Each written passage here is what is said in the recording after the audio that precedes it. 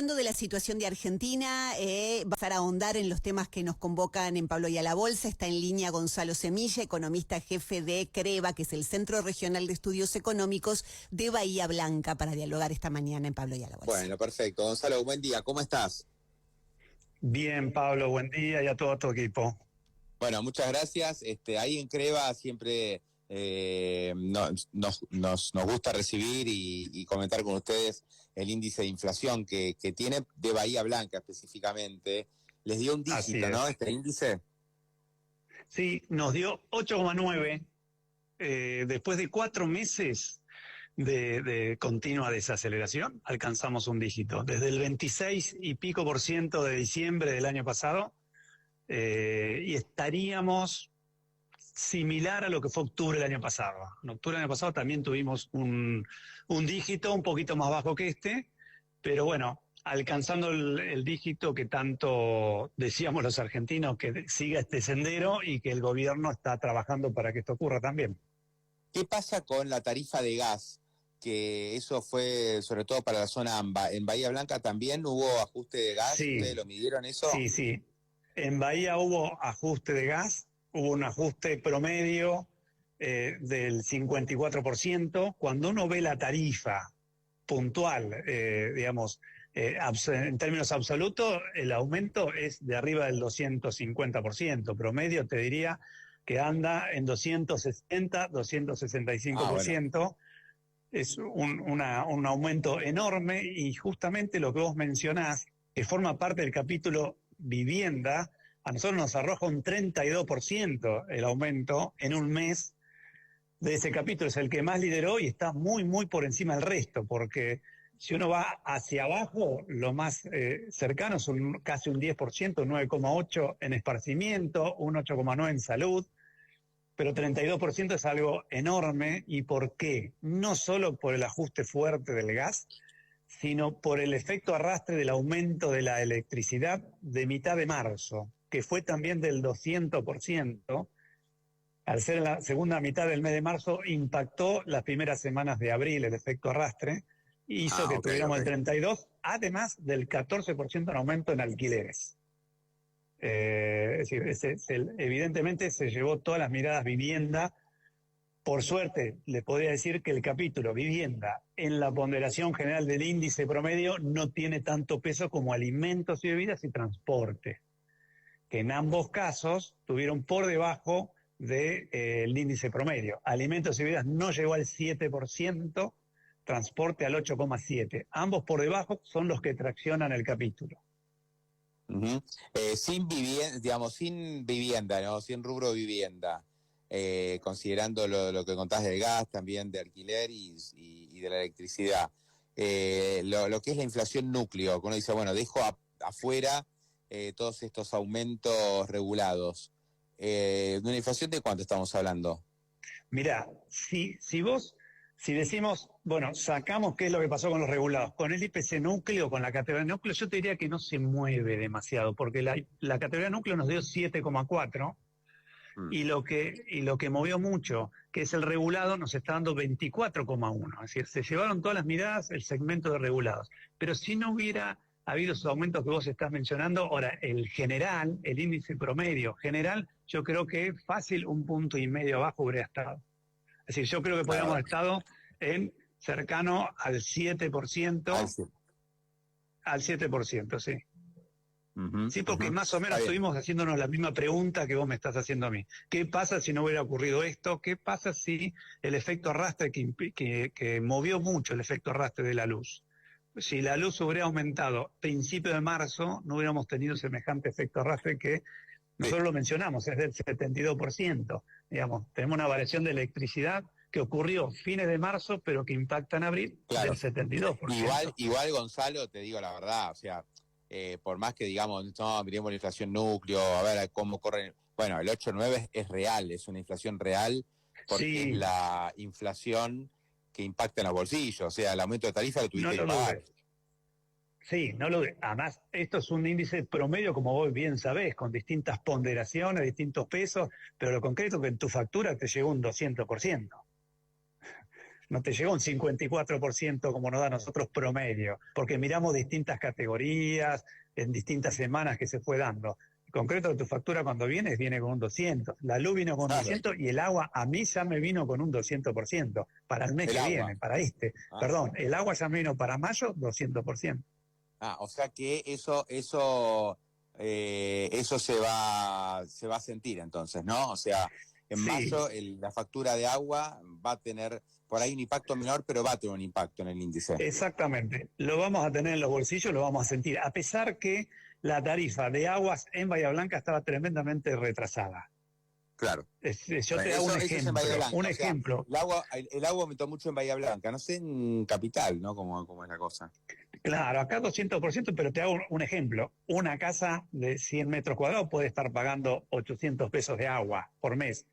Hoy va a estar pagando a partir de mayo 2.100, 2.200 pesos, 2.300 pesos, que termina siendo en porcentajes muy alto, pero en valores nominales muy bajos para este servicio. Claro, obvio.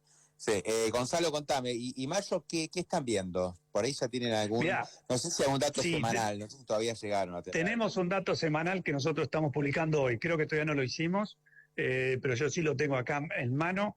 A ver, un detalle. Yo te hablaba de alimentos y bebidas. Alimentos y bebidas no alcanzó al 7, 6,9 en abril. 6,9 En marzo, 6,9. sí, en marzo 13,9. Para que veas cómo va navegando, ¿no? Primer semana de mayo respecto a la última de abril nos da 0,8.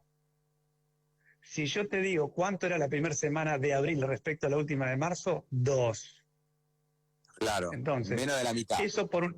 Claro, y eso por una... Y la otra, ¿qué pasa la primera semana de mayo respecto a todo el mes de abril?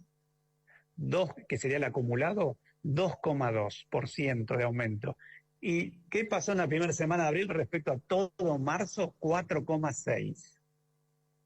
Está clarísimo, por lo que vemos en la primera semana de mayo, de seguir esta tendencia, continúa el descenso, la desaceleración. O sea, si esto sigue más o menos de esta manera, porque siempre el peor índice de inflación es la primera semana, ¿no? Porque muchas veces, las empresas sí, claro, si todo es lo que está pasando en la primera semana, sí. Claro, justo porque la gente cobra el sueldo, tengo que aprovechar ahí. Si esto sigue de esta manera, la inflación de alimentos va a estar bien debajo del 5% este mes. Bueno, eso es lo que uno lee en los medios de comunicación y lo lee en el equipo económico, en el presidente Javier Milei, es apuntar al 5 y si va a haber un punto de inflexión, si va a poder bajar o perforar la barrera del 5 o va a quedar en 5. Esa es la discusión. Lo concreto es que si nosotros tuviéramos 5% de acá a fin de año, estamos alcanzando el 150, 155%, que en algún lugar hemos leído que podría ser la proyección anual. Ahora, si nos mantenemos en 7%, que serían 2 puntitos arriba, no es mucho más, estamos casi al 200. Es decir, entre el 150 y 200 depende si te da 5 en el mes o 7 en el mes. Correcto. O sea, sí. Qué notable, ¿no? Porque claro, son 2 puntos, pero la inflación es un interés compuesto. Entonces, claro, son 2 puntos más, es el 7, después el 7, después el 7, sobre los valores que van subiendo, claro. esas cifras. Entonces parece que no influye, son 2 puntos porcentuales, pero es un montón, son como casi 50, 40, 50 en el año, en el acumulado. Sí, la pregunta es, una vez que se llegue más o menos al 5, que puede ser en mayo, yo no creo que mayo de 5 el índice va a dar arriba, pero la inflación de alimentos y bebidas sí va a dar menos del 5. ¿No? Yo creo que vamos para ese lado, porque teniendo 2,2% acumulado, y vemos que el resto, digamos, las semanas vienen, cuando vemos la evolución de la primera semana de cada mes respecto al mes anterior, en diciembre estábamos en 16, después, estamos en diciembre de 16, después bajó al 10, después bajó al 4, estamos al 2, es decir, es abrupta la desaceleración. Abrupta, está bien. A ver, en el medio uno puede decir pasaron cosas, muchas cosas, en la economía real, en los salarios, en la descaída de la demanda, es fuerte el impacto. Vemos una cuestión positiva, que estamos a un dígito, en algunos momentos se habla de deflación y creo que estamos muy lejos de hablar de deflación porque tenemos inflación de casi 9. Sí, uno puede ver alguna cuestión particular y puntual de, bueno, en algún mes no varió algún producto. Por ejemplo, la manteca no varió su precio. Por ejemplo, los fideos secos cayeron, sí, esto es real, sí, casi 7%. La leche en polvo cayó 0,6%. Es decir, se empiezan a ver de a poquito estas cuestiones por fuera de lo que es estacional, que estacional sube un montón y baja un montón de un mes al otro. Eso no lo estamos analizando. Claro, y Gonzalo, bueno, queda por ver cómo sigue la tendencia, ¿no? Porque, bueno, viene bajando a la mitad la inflación cada mes prácticamente. Esto se va a ir atenuando y hay que ver, como un poco mencionó ayer Cavallo, ¿no? Realmente si hay posibilidades de que la inflación vaya bajando 1 puntito, 2 puntitos por mes, o se va a estancar arriba del 5. Él dice que él piensa que va a estar arriba del 5 por un par de factores. Un factor es que siga habiendo brecha cambiaria y entonces la expectativa de evaluación va a estar presente. Y si es así, es difícil bajar los precios. Y por otra parte, bueno, la indexación de la economía. O sea que la economía está muy indexada, entonces eso también juega en contra.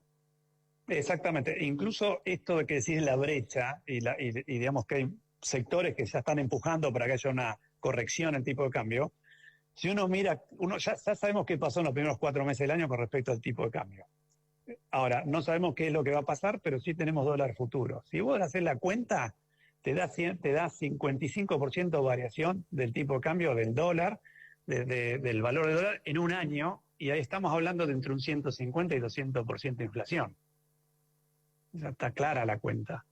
Estamos en un 3-1 mínimo de variación de variación de los precios en un año respecto a la variación del tipo de cambio.